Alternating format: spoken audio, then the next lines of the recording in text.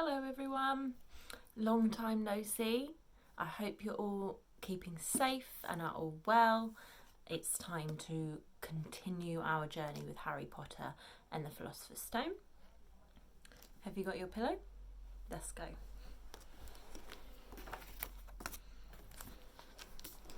The next chamber was so dark they couldn't see anything at all, but as they stepped into it, light suddenly flooded the room to reveal an astonishing sight. They were standing on the edge of a huge chessboard. Behind the black chessmen, which were all taller than they were and carved from what looked like black stone. Facing them, way across the chamber, were the white pieces. Harry, Ron and Hermione shivered slightly. The towering white chessmen had no faces. "Now what do we do?" Harry whispered. "It's obvious, isn't it?" said Ron. "We've got to play our way across the room." Behind the white pieces they could see another door. "How?" said Hermione nervously. "I think," said Ron, "we're going to have to be chessmen." He walked up to a black knight and put his hand out to touch the knight's horse.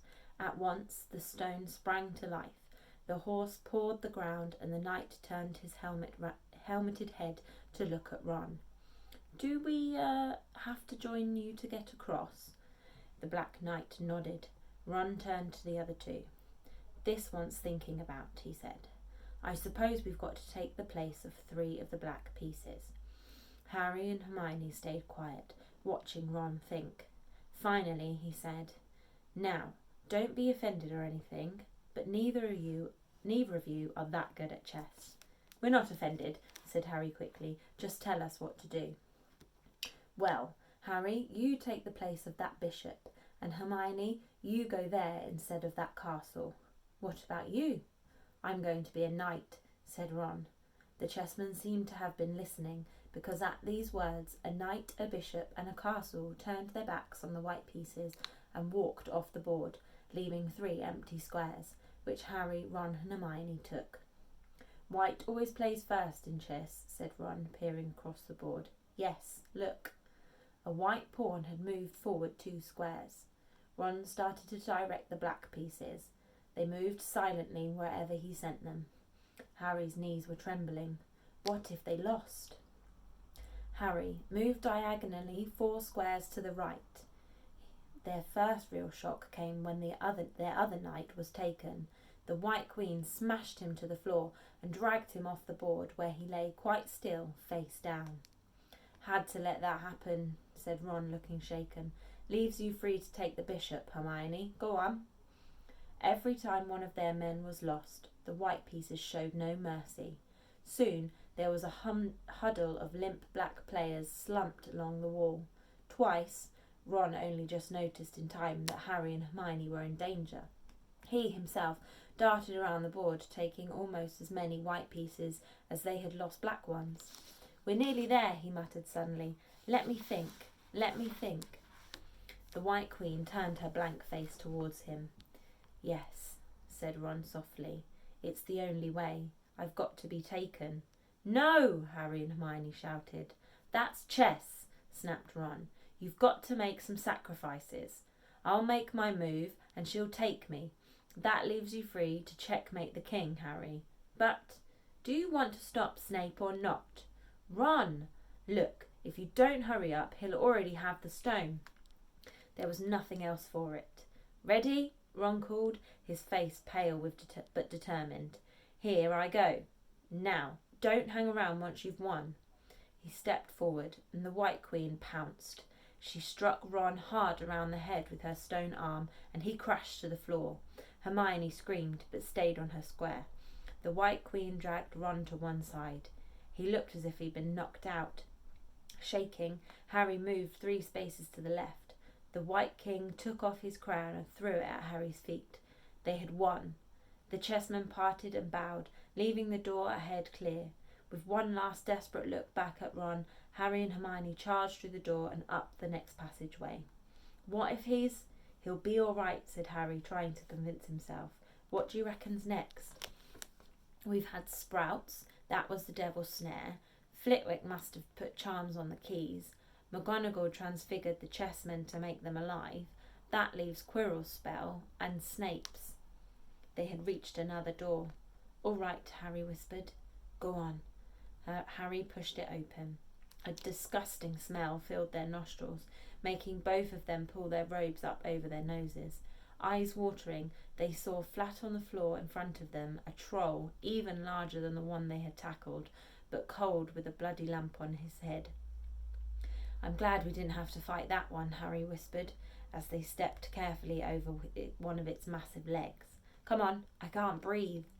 He pulled open the next door, both of them hardly daring to look at what came next. But there was nothing very frightening in here. Just a table with 7 differently shaped bottles standing on it in a line. Snape's, said Harry. What do we have to do? They stepped over the threshold, and immediately a fire sprang up behind them in the doorway. It wasn't ordinary fire either. It was purple. At the same instant, black flames shot up in the doorway leading onwards. They were trapped. Look! Hermione seized a roll of paper lying next to the bottles. Harry looked over her shoulder to read it. Danger lies before you, while safety lies behind. 2 of us will help you, whichever you would find. One among us 7 will let you move ahead. Another will transport the drinker back instead. 2 among our number hold only nettle wine. 3 of us are killers, waiting hidden in line. Choose unless you wish to stay here forevermore. To help you in your choice, we give you 3 clues for. First, however slyly the poison tries to hide, you will always find some on nettle wine's left side. Second, different are those who stand at either end, but if you would move onwards, neither is your friend. Third, as you see clearly, are all different size. Neither dwarf nor giant holds death in their insides. Fourth, the second left and the second on the right are twins once you taste them, though different at first sight. Hermione let out a great sigh, and Harry, amazed, saw that she was smiling, the very last thing he felt like doing. Brilliant, said Hermione. This isn't magic, it's logic, a puzzle. A lot of the greatest wizards haven't got an ounce of logic. They'd be stuck in here forever. But so will we, won't we? Of course not, said Hermione. Everything we need is here on this paper. 7 bottles. 3 are poison, 2 are wine. 1 will get us safely through the black fire, and 1 will get us back through the purple. But how do we know which one to drink? Give me a minute. Hermione read the paper several times. Then she walked up and down the line of bottles, muttering to herself and pointing at them. At last she clapped her hands. Got it, she said. The smallest bottle will get us through the black fire towards the stone. Harry looked at the tiny bottle. There's only enough here for 1 of us. That's hardly 1 swallow. They looked at each other. Which one will get you back through the purple flames? Hermione pointed at the rounded bottle at the right end of the line. You drink that, said Harry. No, listen. Get back and get Ron. Grab brooms from the flying key room. They'll get you out of the trapdoor and past Fluffy. Go straight to the Owlery and send Hedwig to Dumbledore. We need him. I might be able to hold Snape off for a while, but I'm no match for him really. But Harry, what if you know who's with him? Well, I was lucky once, wasn't I? Said Harry, pointing at his scar. I might get lucky again. Hermione's lip trembled, and she suddenly dashed at Harry and threw her arms around him. Hermione, Harry, you're a great wizard, you know. I'm not as good as you, said Harry, very embarrassed, as she let go of him. Me, said Hermione. Books and cleverness. There are more important things. Friendship and bravery. And, oh, Harry, be careful. You drink first, said Harry. You are sure which is which, aren't you? Positive, said Hermione. She took a long drink from the round bottle at the end and shuddered. It's not poison, said Harry anxiously. No, but it's like ice. Quick, go, before it wears off. Good luck, take care. Go! Hermione turned and walked straight through the purple fire. Harry took a deep breath and picked up the smallest bottle. He turned to face the black flames. Here I come, he said, and he drained the little bottle in one gulp. It was indeed as though ice was flooding his body. He put the bottle down and walked forward. He braced himself, saw the black flames licking his body, but couldn't feel them. For a moment he could see nothing but dark fire. Then he was on the other side, in the last chamber. And there was already someone there. But it wasn't Snape. It wasn't even Voldemort. That's the end of chapter 16. But I'm going to carry on to chapter 17. This is the last chapter of our story. Chapter 17, The Man with Two Faces. It was Quirrell. You! Gasped Harry. Quirrell smiled. His face wasn't twitching at all. Me, he said calmly. I wondered whether I'd be meeting you here, Potter. But I thought Snape. Severus. Quirrell laughed. It wasn't his usual quivering treble either, but cold and sharp. Yes, Severus does seem to the type, doesn't he? So useful to have him swooping around like an overgrown bat. Next to him, who would suspect poor stuttering Professor Quirrell? Harry couldn't take it in. This couldn't be true. It couldn't. But Snape tried to kill me. No, no, no. I tried to kill you. Your friend, Miss Granger, accidentally knocked me over as she rushed to set fire to Snape at that Quidditch match. She broke my eye contact with you. Another few seconds and I'd have got you off that broom. I'd have managed it before then if Snape hadn't been muttering a counter curse trying to save you. Snape was trying to save me. Of course, said Quirrell coolly. Why do you think he wanted to referee your next match? He was trying to make sure I didn't do it again. Funny, really. He needn't have bothered.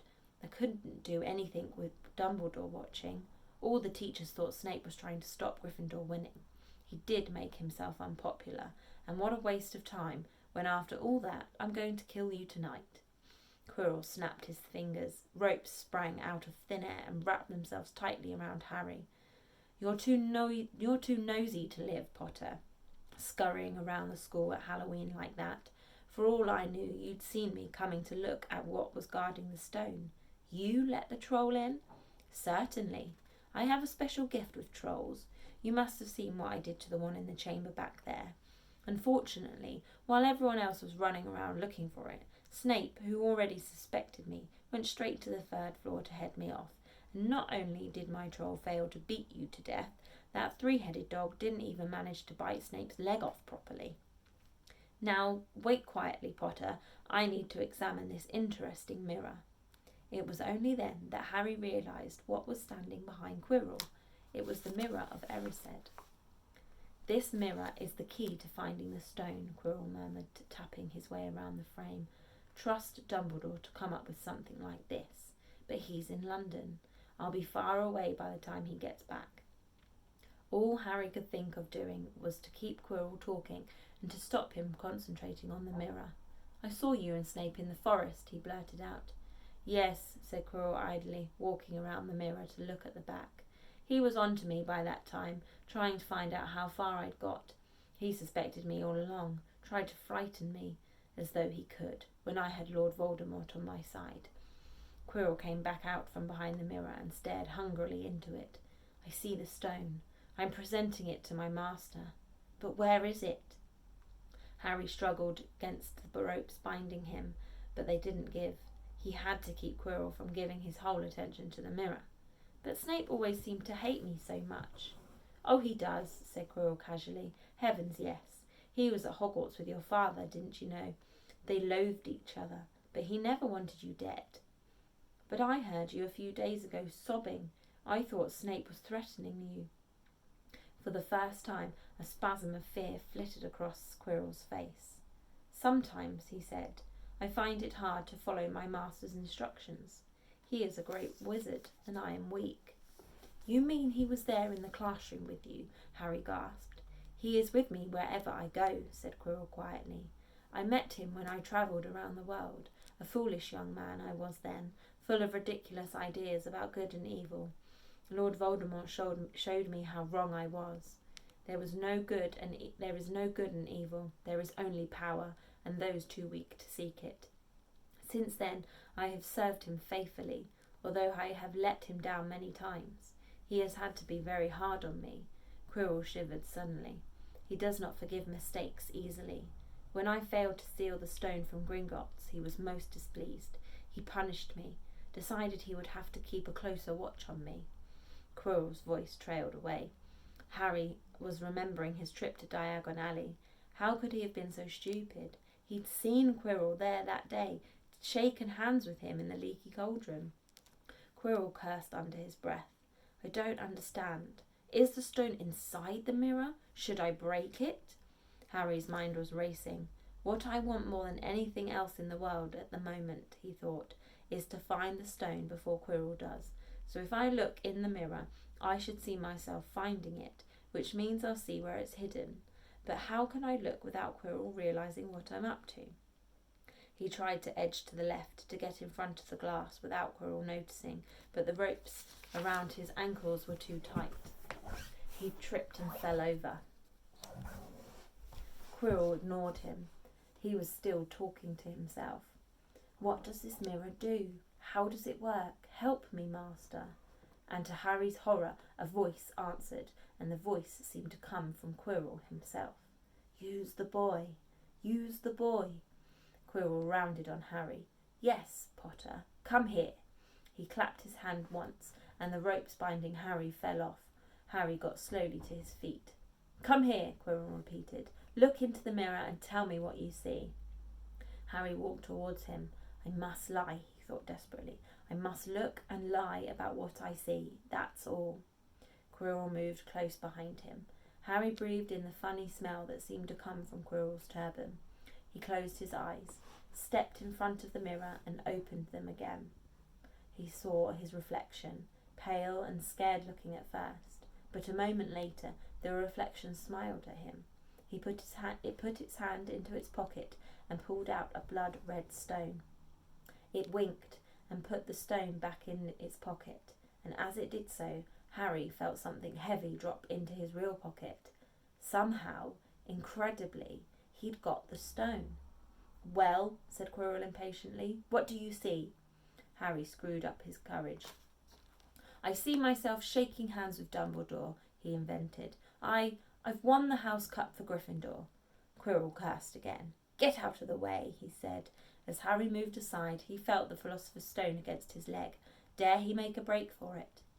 But he hadn't walked 5 paces before a high voice spoke though Quirrell's lips weren't moving. "He lies! He lies! Potter, come back here!" Quirrell shouted. "Tell me the truth. What did you just see?"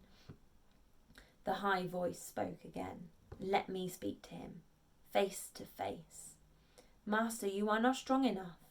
"I have strength enough for this." Harry felt as if Devil's Snare was rooting him to the spot. He couldn't move a muscle. Petrified, he watched as Quirrell reached up and began to unwrap his turban. What was going on? The turban fell away. Quirrell's head looked strangely small without it. Then he turned slowly on the spot. Harry would have screamed, but he couldn't make a sound. Where there should have been the back of Quirrell's head, there was a face. The most terrible face Harry had ever seen. It was chalk white with glaring red eyes and slits for nostrils like a snake.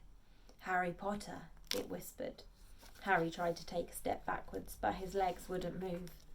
"See what I have become?" the face said. "Mere shadow, a vapour, a form only when I can share another's body. But there have always been those willing to let me into their hearts and minds. Unicorn blood has strengthened me these past weeks. You saw faithful Quirrell drinking it for me in the forest, and once I have the elixir of life, I will be able to create a body of my own.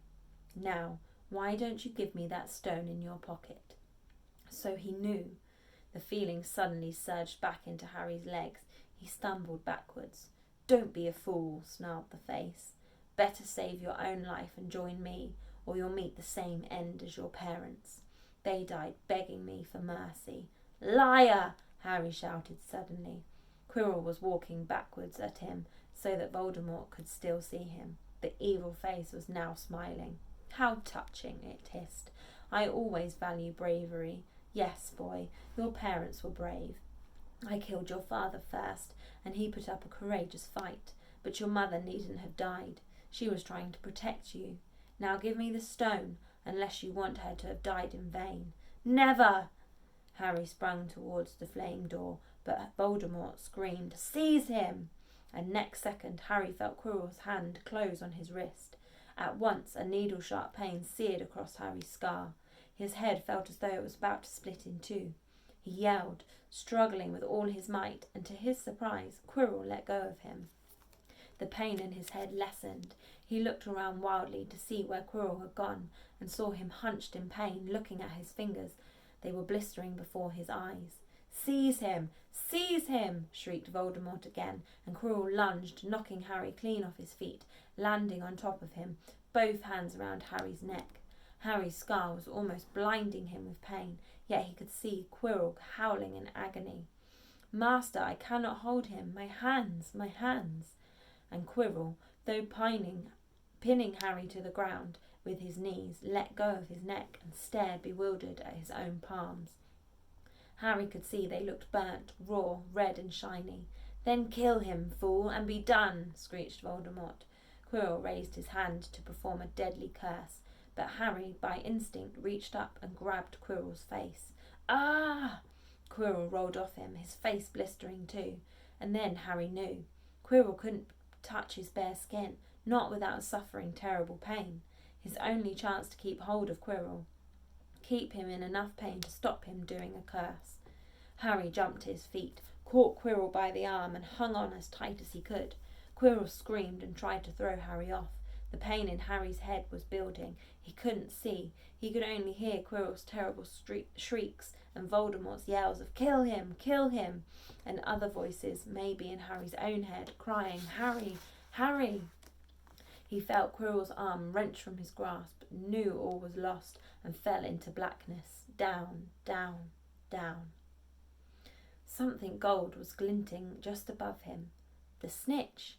He tried to catch it, but his arms were too heavy. He blinked. It wasn't the snitch at all. It was a pair of glasses. How strange. He blinked again. The smiling face of Albus Dumbledore swam into view above him. "Good afternoon, Harry," said Dumbledore. Harry stared at him. Then he remembered. "Sir, the stone! It was Quirrell! He's got the stone! Sir, quick!" "Calm yourself, dear boy. You are a little behind the times," said Dumbledore. "Quirrell does not have the stone." "Then who does?" "Sir, Harry, please relax, or Madame Pomfrey will have me thrown out." Harry swallowed and looked around him. He realised he must be in the hospital wing. He was lying in a bed with white linen sheets, and next to him was a table piled high with what looked like half the sweet shop. "Tokens from your friends and admirers," said Dumbledore, beaming.